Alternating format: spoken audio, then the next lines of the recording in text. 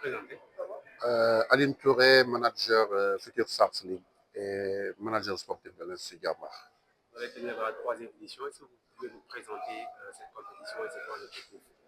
Bon, tout d'abord, à l'entame de mes propos, c'est l'occasion de saluer et de remercier nos collaborateurs, les journalistes, parce que voir un parterre de journalistes à la pêche de l'information, ça montre que le boulot est fait. Donc, Gatchek Dalamaru.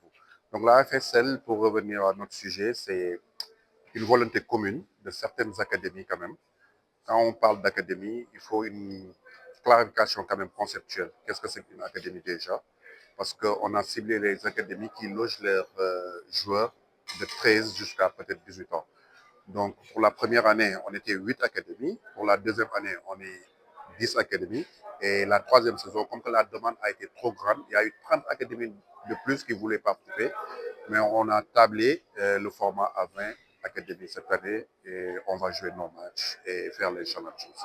Quel est l'objectif que vous visez à travers? Bon, l'objectif majeur, c'est d'offrir une plateforme de compétition à nos jeunes. Parce que l'essentiel, le transfert des joueurs est l'une des mamelles des académies. Et pour pérenniser les projets, il faut que nos jeunes côtoient les meilleurs. Ça ne sert à rien que tu vas jouer des matchs où tu vas battre 5-0, 6-0, alors que tes jeunes n'évoluent pas. Donc, pour moi, la première chose, c'est un critère d'évaluation de nos jeunes et du travail qui est fait. Donc, s'il y a des académies qui s'organisent autour, donc je pense qu'il faut les faire côtoyer et pour jouer les matchs, pour faire évoluer les jeunes. Donc, c'est l'objectif majeur. Le format de la compétition. Bon, pour cette année, on a fait 2 pôles pour des questions de logistique. On a fait pôle Dakar et pôle Thiès, Fatick, Mbour. Donc, il y a 10 équipes à Dakar, 10 équipes entre Thiès et Fatick. Donc, on va jouer les matchs. Les 6 premières de chaque pôle vont jouer les playoffs avec une saison régulière, 2 allées, 2 retours. Après, les 4 premiers vont jouer demi-finale, finale. Les équipes classées dernières, de la 7e à la 10e place, vont jouer les play-downs. L'essentiel, c'est qu'au moins chaque académie ait 22 matchs.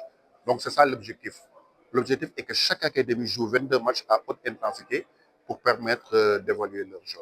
Les moyens que deux éditions aussi, vous devez faire une évaluation. Combien de jours aujourd'hui ça a permis de révéler en termes d'équipe nationale, mais aussi des joueurs de population? Voilà, pour moi, comme j'ai dit tantôt, la FSL, ça a permis aujourd'hui, c'est pas seulement U19. La U19, c'est le championnat. Mais il y a les challenges quand même qu'on organise, les challenges à U17. C'est-à-dire, on prend un week-end chaque trimestre, on invite toutes les académies à Diamba, on les loge et on joue nos matchs en U17 ou en U15. Donc, les sélections U17 là qu'on fait, ça permet à l'équipe nationale aujourd'hui d'avoir des joueurs. U15, aujourd'hui, comme j'ai dit tout à l'heure, sur la dernière équipe qui a remporté le tournoi UFOA, 70% des joueurs sont sortis du challenge U15 que Jamba a organisé l'année dernière. 70% des joueurs. Là, ils vont rentrer en regroupement. On ne sait pas si on va faire challenge ou pas.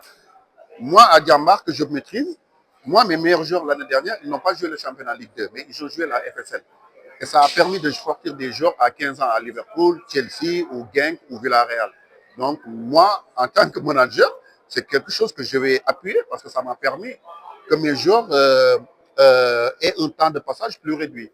Donc, c'est la compétition quand même la première valeur ajoutée de ce tournoi. Les moyens qui ont été mis en œuvre cette année?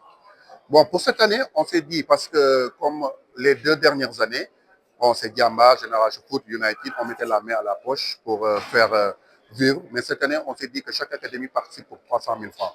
Donc, ces 300 000 francs, ça fera un budget peut-être de 6 millions qui va permettre à ce championnat de tourner, de recruter aussi, de créer des emplois, hein, de recruter des gens, de leur payer et pour qu'ils fassent tourner et que ce soit des gens neutres. Parce que la majeure partie, c'est les gens du club, d'un club qui font bénévolement, quoi. Mais cette année, on s'est dit, on va créer 5 emplois au minimum pour que chacun s'occupe d'une tâche bien précise.